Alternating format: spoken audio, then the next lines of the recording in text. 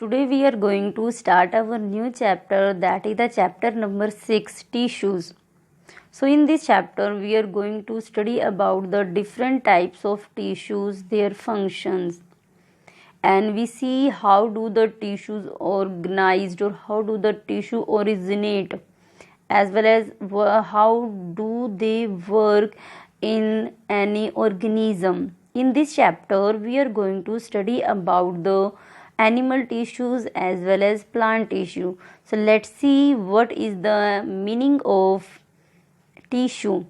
Before this chapter you have to learn in your mind few topics that related to your previous chapter cell, the basic unit of life.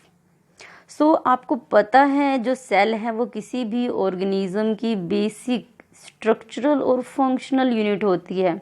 आपने cell की structure को भी काफ़ी deeply study किया है, उसके functions को, उसके ऑर्गेनेलिस को अच्छे से स्टडी किया है।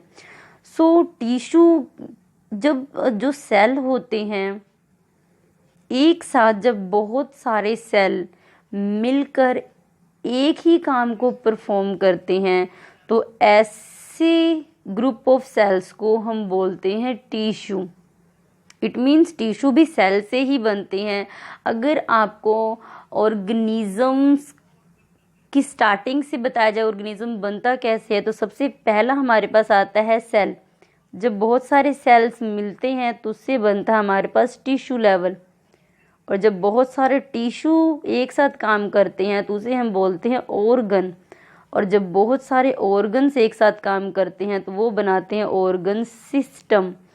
और जब बहुत सारे ऑर्गन सिस्टम किसी एक पर्टिकुलर ऑर्गेनिज्म के अंदर फंक्शंस को परफॉर्म करते हैं तो उस टाइम बनता है आपके पास organism. So first step that is the cell. Cell is the basic functional and structural unit of life. And then second step, that is the tissue. Large number of, or you can say group of cells that performing same function and they have the similar structure and origin, that we call the tissues. और बहुत सारे tissue जब एक ही function को perform करते हैं तो उस टाइम हम उसे टिश्यू ना बोलकर ऑर्गन्स बोलते हैं। Next level that is the organ system. Means जब बहुत सारे ऑर्गन मिलकर एक ही फंक्शन को परफॉर्म करते हैं तो उसे हम बोलते हैं ऑर्गन सिस्टम। फॉर एग्जांपल आपने डाइजेस्टिव सिस्टम का सुना है, रेस्पिरेटरी सिस्टम का सुना है, एक्सक्रीटरी सिस्टम के बारे में सुना है, रिप्रोडक्टिव सिस्टम के बारे में सुना है, सेंट्रल नर्वस सिस्टम के बारे में सुना है। तो ये सारे सिस्टम हैं। अगर आप पर्टिकुलर डाइजेस्टिव सिस्टम की बात करते हो तो डाइजेस्टिव सिस्टम के अंदर बहुत सारे ऑर्गन्स हैं जो कि पार्टिसिपेट करते हैं, पर उन सभी का एक ही मोटिव होता है, एक ही फंक्शन होता है, फूड को डाइजेस्ट करना, उसे अब्जॉर्ब करना। ऑर्गन सिस्टम, अगर डाइजेस्टिव सिस्टम की बात कर रहे हो तो इसमें अलग अलग ऑर्गन्स हैं। फॉर एग्जांपल आपके पास स्टमक है, लार्ज इंटेस्टाइन है, स्मॉल इंटेस्टाइन है, फूड पाइप है, माउथ है, ये सभी मिलकर एक ही फंक्शन को परफॉर्म कर रहे हैं, that is the digestion of the food.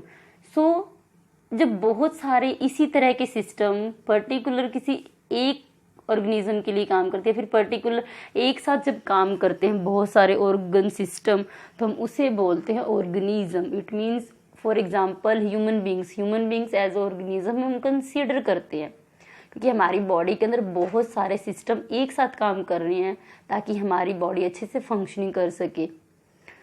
So this chapter is completely based on the second step, that is the tissue. So let's see the first definition of this chapter.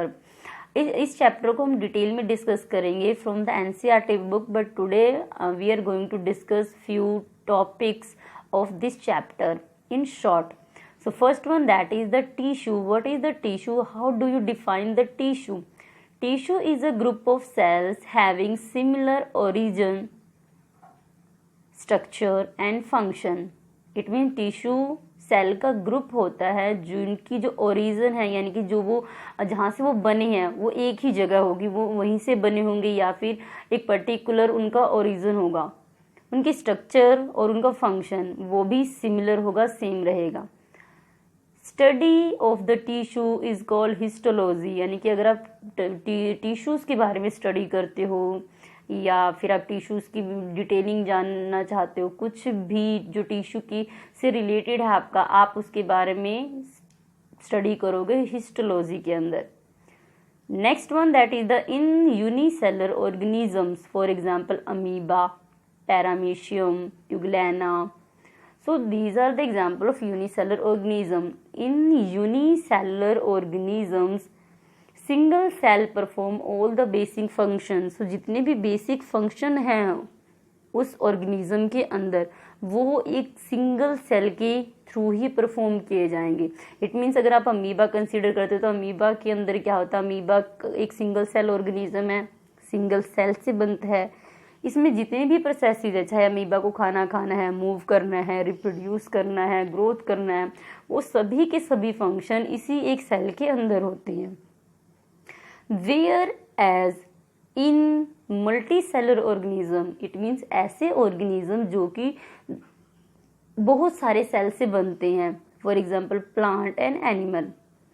shows divisions of labors as a plant tissue और animal tissue. तो इनमें क्या होता है कि जो higher organisms होती हैं, जो मल्टी सेलर ऑर्गेनिजम्स होते हैं, उनके अंदर जो फंक्शनिंग होता है वो अलग अलग टिश्यू के पास या अलग अलग सेल के पास डिवाइडेड होता है. ऐसा नहीं कि एक ही पर्टिकुलर सेल को सारे फंक्शन को परफॉर्म करना है. अलग अलग जो सेल्स होते हैं या ग्रुप ऑफ सेल्स होते हैं वो पर्टिकुलर फंक्शंस को परफॉर्म करते हैं. यानी कि टिश्यू के अंदर क्या है, या जो हायर ऑर्गेनिजम्स हैं या जो मल्टी सेलर ऑर्गेनिजम्स होते हैं, उनमें जो लेबर है, उनमें जो काम है वो डिवाइडेड होता है. Third point that is the plant tissue are two types, यानी कि आप इसमें जो प्लांट टिश्यू या एनिमल टिश्यू के बारे में स्टडी करोगे, ये बेसिकली टू टाइप्स के होते हैं. First one that is the meristem and second one that is the permanent tissue. So let's see what is the meristem. So the meristems are the tissue having the power of cell division. ये ऐसे tissue का group होता है, ये ऐसे tissue होते हैं इसमें जिनके पास कैपेबिलिटी होती है कि ये डिवाइड कर सकते हैं. यानी कि ये ऐसे सेल का ग्रुप होता है मेरिस्टेम टिश्यू जिसके अंदर जो सेल होती हैं वो अभी मैच्योर नहीं होते हैं, वो भी डिवाइड कर सकते हैं, वो अपने आप को ग्रो कर रहे होते हैं, उनमें ग्रोथ की प्रोसेस चल रही होती है. It is found on those regions of the plant which are growing. तो मेरिस्टम्स आपको कहाँ मिलेंगे, यानी कि जो मेरिस्टम टिश्यू है वो हमें प्लांट के उस हिस्से में मिलते हैं जहाँ पर ग्रोथ सबसे ज़्यादा होती है. For example tip of the plant mean shoot, leaf और रूट. तो जो रूट है या शूट की जो टिप्स होती हैं वहाँ पर आपको मेरिस्टम टिश्यू मिलेंगे. मेरिस्टम टिश्यू के अंदर डिवीज़न करने की कैपेबिलिटी बहुत ज़्यादा होती है, तो वो फटाफट डिवाइड करते हैं, प्लांट की जो लेंथ होती है वो बढ़ती जाती है. Fifth point that is the types of the meristematic tissue. जो मेरिस्टेमेटिक टिश्यू है उसके कौन कौन सी टाइप्स होते हैं. सबसे पहला क्वेश्चन आपके माइंड में यही होना चाहिए, मेरिस्टेमेटिक टिश्यू क्या होता है और ये कहाँ मिलता है. सो मेरिस्टेमेटिक टिश्यू एक प्लांट टिश्यू है जो कि प्लांट के हाईएस्ट ग्रोइंग रीजन्स के अंदर मिलता है. हाईएस्ट ग्रोइंग रीजन मीन जहाँ पर प्लांट सबसे ज़्यादा या प्लांट का वो हिस्सा जो सबसे ज़्यादा जल्दी ग्रो करता है. Next one that is the type of the meristems. So meristem tissue की कौन कौन सी टाइप्स होती हैं. So there are the basically three types of meristem tissue. First one that is the apical meristem, second one that is the lateral, and third one that is the intercalary meristem tissue. So let's see about the first apical meristem tissue. It is present at the growing tip of the stem, root and increase the length. तो जो ये apical meristem tissue होते हैं वो plant के basically stem और root के अंदर मिलते हैं और यहाँ पर जो ग्रोथ होती है वो बहुत ज़्यादा होती है. Next one that is the lateral meristem tissue present at the lateral side of the stem और रूट. Root means cambium. आपको कैम्बियम के बारे में जब हम इसकी स्ट्रक्चर को डिटेलिंग में पढ़ेंगे प्लांट टिश्यू की, वहाँ आपको मिल जाएगी. And increasing the growth. तो जो लेटरल टिश्यू होते हैं वो प्लांट की साइड्स वाले टिश्यूज होती हैं, यानी कि सपोज करो जो प्लांट की ग्रोथ यानी कि जो मोटाई है प्लांट की उसको बढ़ाते हैं, यानी कि आपका प्लांट बहुत ज़्यादा मोटा हो जाएगा, उसकी ग्रोथ बढ़ जाती है। Next one that is the inter calorie meristem tissues. जो इंटर कैलरी मेरिस्टम टिश्यू होते हैं वो इंटर नोड्स या फिर बेस ऑफ द लीफ, जो बेस है लीफ का है, या आप कह सकते हो जो इंटर नोड्स होती हैं वहाँ प्रेजेंट होते हैं, increasing the length between the nodes. Nodes और इंटर नोड्स क्या होते हैं, सपोज करो अगर आपके पास ये प्लांट है, कोई भी प्लांट है, तो प्लांट के अंदर जिस रीजन से सपोज करो यहाँ आपके पास एक ग्रोइंग रीजन है, एक सेकंड ग्रोइंग रीजन या लीफ या फिर स्टेम कुछ भी या शूट निकल सकती है, तो ये जो पोर्शन है इस पोर्शन को हम बोलते हैं नोड्स, और नोड्स के बीच का जो गैप होता है उसे हम इस गैप को हम बोलते हैं इंटरनोड। सो नोड क्या है, नोड एक ऐसा रीजन है जहाँ पर आप ऐसे लीफ जो नए लीफ ग्रो करते हैं या फिर जो नई शूट है वो ग्रो करती है। एंड नेक्स्ट वन, दो नोड्स के बीच का जो गैप होता है उसे हम इंटरनोड कहते हैं। सो इंटर कैलरी टिश्यू, जो इंटर कैलरी मेरिस्टेमेटिक टिश्यूज होते हैं। Next one that is that permanent tissue. हमने दो टाइप्स के टिश्यू के बारे में पढ़ा जो प्लांट में मिलते हैं। First one that is the simple tissue और you can say meristematic tissue, and second one that is the permanent tissue. जो मेरिस्टम टिश्यूज होती हैं, जो मेरिस्टेमेटिक टिश्यूज होती हैं वो बेसिकली 3 टाइप्स की होती हैं जिनके बारे में हमने रिसेंटली पढ़ा है। नेक्स्ट जो हमारे पास आते हैं that is the permanent tissue. Permanent tissue basically 2 types के होते हैं। First one simple permanent tissue and next one that is the complex permanent tissue. So simple permanent tissue को हम फर्दर क्लासीफाई करते हैं in parenchyma, collenchyma and sclerenchyma. So we will discuss this chapter in next video.